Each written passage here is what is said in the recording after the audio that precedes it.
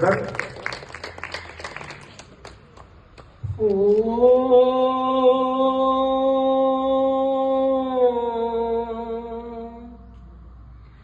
तुम ही न पिता वशो त्वं माता शतक्रतो बभूविध अधाते नमीमहे। उपस्थित आचार्य राजकुमार जी और इस परम पुनीत ऋग्वेद के यज्ञ के लिए तन से, मन से और धन से सज्ज हुआ चड्ढा परिवार, शशिकांत चड्ढा जी, मंजरी जी, बड़ा प्रयत्न से कोई अच्छा कार्य होता है। अच्छा कार्य प्रयत्न से होता है, शब्द बांध के रख लेना। आप लोग आम खाते हो ना सीजन में, बहुत बढ़िया बढ़िया आम आते हैं, दशहरी, लंगड़ा, चौसा, ये तो यहाँ के हैं, बाहर के आते हैं बम्बई वाले, कौन से अल्फांसो, गुजरात की केसर, जाने कौन कौन से। अब तो कोई जापानी आम मियाजाकी भी आ रहा है। हमारे यहाँ बहुत प्रकार के आम हैं और भी अन्य बहुत प्रकार के फल लगे हुए हैं। तो मैं कभी कभी देखता हूँ, समय से यदि वह फल तोड़ के उपयोग नहीं किया गया तो दूसरे दिन पता चलता है गिर के फट गया है और कीड़े पड़ गए हैं, खराब हो गया। बस एक दिन का अंतर होता है खाली। अब सोचे चलो कल तोड़ लिया जाएगा, बच्चे कह रहे थे गुरुजी तोड़वा दो, मैंने कहा कल तोड़ लेना, और कल हम सुबह आके देखते हैं तो वो गिर के फूट गया है, खराब हो गया। ये जीवन भी ऐसे ही है। Don't waste time. समय को पास मत करो। कई लोग ट्रेनों में जाते हैं तो कुछ खा के टाइम पास करते हैं, कुछ लोग पत्ते खेल के टाइम पास करते हैं, बहुत प्रकार के लोग हर टाइम पास करने को। मैं एक दिन चिंतन कर रहा था कि कितना टाइम है कि लोग पास कर रहे हैं। उनसे पूछना जो आईसीयू की कमरे में लटके हैं ना, टाइम कितना कीमती है।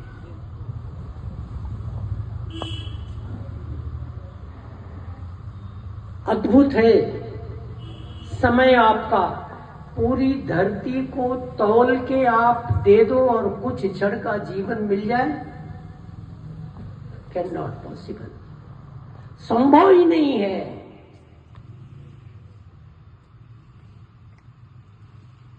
पूरी पृथ्वी देके कुछ क्षणों की आयु नहीं मिल सकती, और यह आयु का सदुपयोग क्या है? Higher work. कौन सा काम? जो सर्व श्रेष्ठ हो। मुझे पता नहीं इस बात का कि आचार्य याज्ञवल्क्य जी ने शतपथ ब्राह्मण में क्यों ये वाक्य लिखा। वो होते तो मैं उनसे पूछता। उन्होंने लिखा, आप लोगों को शतपथ ब्राह्मण कभी देखा है आप लोगों ने? शशि जी के लाइब्रेरी में है, वहां संग्रहालय में है। शतपथ ब्राह्मण आपने देखा है कभी? हिंदी भाष्य इस भारत में हिंदी भाष्य नहीं था शतपथ ब्राह्मण का। जब पहली बार उसका भाष्य हुआ, विशुद्धानंद आर्य जी, पंडित धर्मवीर जी और कुछ विद्वानों ने मिलकर वो काम किया। तो जब पहली बार उसका पहला एडिशन छपा, उसका नाम था शतपथ के 10 पथ। शतपथ में 100 पथ है, शत माने 100, पथ माने मार्ग, उसमें 100 है। तो पहला एडिशन जो छपा, पहली बाइंडिंग जो आई वो केवल 10 की आई। कुछ व्यवस्था नहीं बन पाई थी तो उन्होंने 10 ही छापे। और उन दिनों में कहाँ था? मुंबई आर्य समाज सांता क्रूज में। विशुद्धानंद जी ने वो पुस्तक मुझे भेंट की और उस पुस्तक का वहां अनावरण हुआ। मैंने पढ़ा उस पुस्तक में अद्भुत ये वाक्य, महर्षि याज्ञवल्क, आचार्य याज्ञवल्क जी लिखते हैं। आचार्य याज्ञवल्क के बारे में आप लोगों ने बहुत कुछ सुना होगा। ज्यादा सुनना है ना और ज्यादा समझना है तो उपनिषद पढ़ो। कैसे व्यक्ति थे? बहुत बड़ी व्यवस्था थी उनके पास, छोटी मोटी नहीं। एक एक बार में महाराज जनक के वहां 2-2 हजार गायें मिलती थी और गायों के सींगों में सोना बांध के देते थे।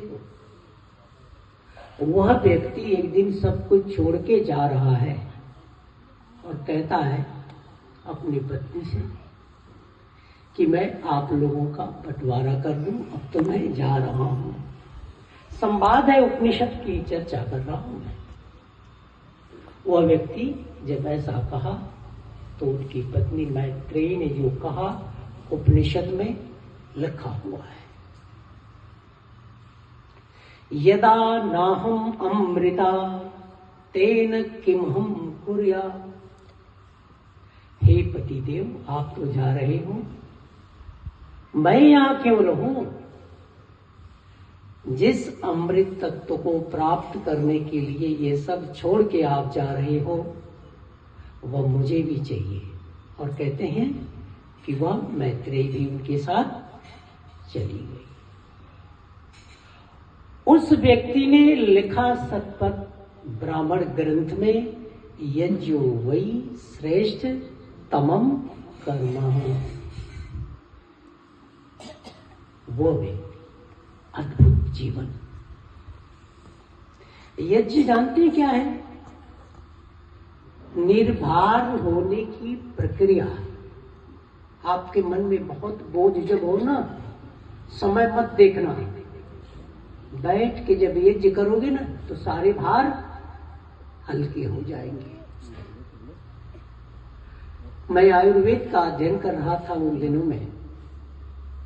आयुर्वेद में एक व्यवस्था आई कि जो व्यक्ति रोगी है उसे दान करना चाहिए। किसी मेडिकल साइंस में पढ़ाया नहीं जाता है, केवल आयुर्वेद में है ये। अन्य जितनी भी चिकित्सा पद्धतियां विकसित हुई उनमें कहीं नहीं लिखा हुआ है कि रोगी व्यक्ति को दान भी करना चाहिए। आयुर्वेद में लिखा है ये। फिर मैंने बड़ा मंथन किया, तब जाके मुझे पता चला जैसे ही हम पदार्थों का संचय करने लगते हैं और उसका सदुपयोग कम होने लगता है, पदार्थ की बात कर रहा हूं मैं, वस्तु, मटेरियल, उसी समय हमारी आंतें भी मलों का संचय करने लगती हैं। आयुर्वेदिक सूत्र है ये सब। हमारी आंतें भी संचय करने लगती हैं। इसीलिए, और आंतें जब मलों का संचय करेंगे तो ढेर सारे रोग पैदा होंगे। इसलिए आयुर्वेद ने कहा कि रोगी यदि दान करेगा तो धीरे धीरे सारी चीजें निकलती जाएंगी, संचित जो है छूटता जाएगा और सारे रोग समाप्त करने में सुविधा होगी। यज्ञ करना, ये देख रहे हो सुबह से लेकर शाम तक कितनी किलो सामग्री पड़ गई, कहीं दिख रही है? इतनी संविधा पड़ गई, इसमें कहीं दिख रही है? नहीं दिखेगी, क्योंकि दिखती हमारे पास उस लेवल का आंख होता तो, जिसको बोलते हैं माइक्रोस्कोप, तो हम देख सकते थे कि क्या हुआ, ये जाके पूरे स्पेस में वितरित हो गया, डिस्ट्रीब्यूट हो गया। अद्भुत काम। आप घर में बैठ के ये काम चुपचाप कागज पेन लेके कुछ भी करके नहीं कर सकते। यह काम अद्भुत है। आपका किया हुआ कार्य अगणित लोगों तक पहुंच गया, जिसकी गिनती नहीं हो सकती। और जीवन में जब जब व्यक्ति को लगे कि मेरे पास संचय हो गया, तो यह उपाय है वह संचय को बांटने का। आ रहा समझ में? मेरा आश्रम एक हरिद्वार में भी है और पुराना वाला गंगोत्री है जहाँ गुफा में रहते थे। और ये शशिकांत चड्ढा, मंजरी, दोनों बच्चियां, ये बहन जी सारे आए हुए हैं वहां। गंगा के किनारे रहता था मैं एकदम। यजुर्वेद में भी मंत्र है और ऋग्वेद में भी है, याद कर लेना। उपहवरे गिरीणाम संगमे च नदीनाम धिया विप्रो अजायत। वही रहता था। इस मंत्र का पूरा पूरा अनुवाद है वहां सारा। उपहवरे गिरीणाम, पर्वत की गुफा में, संगमे च नदीनाम, जहां नदियां संगमन कर रही हैं, सम्यक रूप से बह रही हैं, वो संगम है। धिया विप्रो अजायत, वह बुद्धि उपलब्ध होती है। आप लोगों को पता ही नहीं, मैं कोई संस्कृत का विद्वान गुरुकुल से पढ़ा हुआ नहीं हूं। मैं तो अंग्रेजी दुनिया से आया हुआ व्यक्ति। और वहां बैठ के जो कुछ मैंने समझा, जो कुछ मैंने पढ़ा, एक किताब लिखी है मैंने, योग विज्ञान।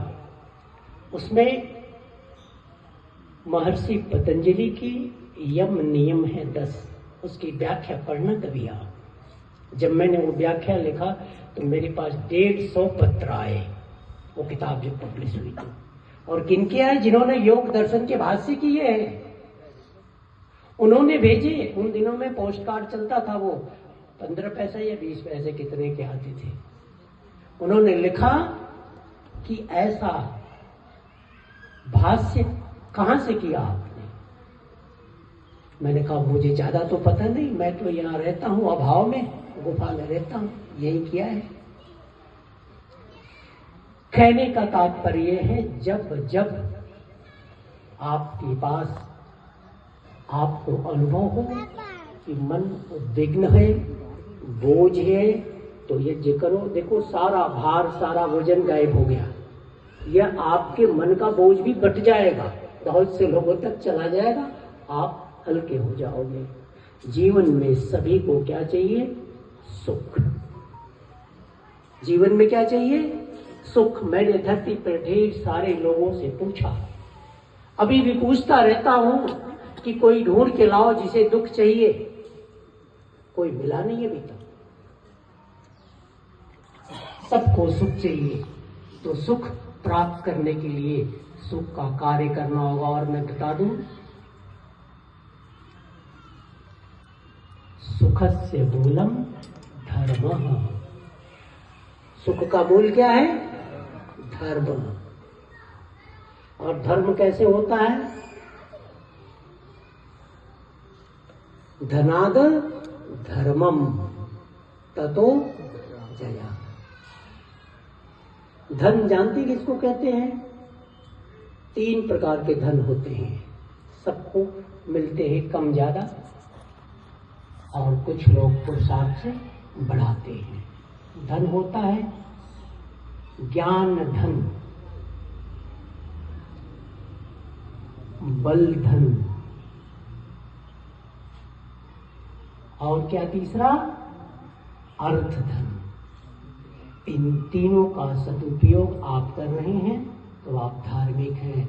और याज्ञवल्क्य ने जब लिखा कि यज्ञो वै श्रेष्ठ तमम कर्म, तो उनका इंडिकेशन था, उनका दिशा निर्देश था कि यज्ञ इस सृष्टि का परम धार्मिक कार्य है, इसलिए इसे करते रहो। जीवन में सुख चाहिए तो यज्ञ करते रहो। और यज्ञ का मैं वैज्ञानिक हूँ, रोज कुछ न कुछ बताऊंगा। मैं बता दूं आपको, मैं साल में 2 बार चतुर्वेद पारायण महायज्ञ करता हूँ। और यहाँ जो लोग गए हैं वो जानते हैं, हवन कुंड देखना कैसा है। वो एक आदमी पूरा घुस जाएगा इसमें खड़ा। तो कितना लाभ मिलता है वो सब चर्चा मैं करूंगा। मेरा प्रैक्टिकल है, किताब की बात तो कम है, अनुभव जन्य बातें बताइए आपको। बहुत कुछ मिलता है, अद्भुत मिलता है, मुझे मिला है, बहुत लोगों को मिला है। और इसीलिए लोग जो उस गुण को जान गए वो यज्ञ को नहीं छोड़ते। शशिकांत चड्ढा के वहां आज से यज्ञ नहीं हो रहा है। मैं पहली बार जब आया, माता जी थी तब भी यज्ञ हो रहा था, उससे पहले से भी हो रहा था। और मुझे बड़ी प्रसन्नता है कि यह पीढ़ी तो कई गुना बढ़ चढ़ के कर रही है। बहुत बहुत धन्यवाद आप सभी लोगों का। आपने अपना समय दिया और मैं कुछ बताते रहूंगा, धीरे धीरे उसे सुने और जितना सामर्थ्य उतना गुने। ओम शांति। शांति पाठ करेंगे। ओम, आशीर्वाद देना है पहले, जलमान है।